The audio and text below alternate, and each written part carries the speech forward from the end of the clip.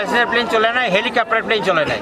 সুতরাং আমি আসলাম জিলাসকে হেলিকপ্টারের, আপনারা দেখছেন অলরেডি হেলিকপ্টার টেক অফ করছে। তার একটা ইন্সপিরেশন হইল যে তার কাজে পুরোটা সব সে আজকে হেলিকপ্টার চড়তে পারলো।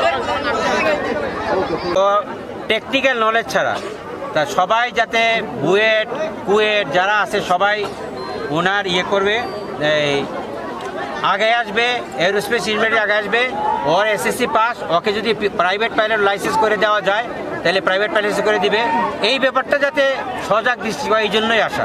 আচ্ছা, আজকে কি করলেন? পাইলট বেকার বসে রয়েছে, এই যদি 2 সিট 4 সিটের প্লেন জুলা সেটা যদি আমরা অনেক দূর নিতে পারি তাহলে আমাদের এই এভিয়েশন খাতটা অনেক উন্নত হবে, পাইলটটা এক্সপিরিয়েন্স করবে।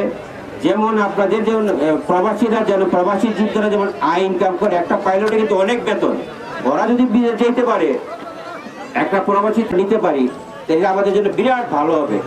কারণ আমাদের যেমন রোডের অবস্থা মাঝে মাঝে হয় এবং জাম হয়, অনেক জরুরি প্রয়োজন লোকজন আসতে পারে না।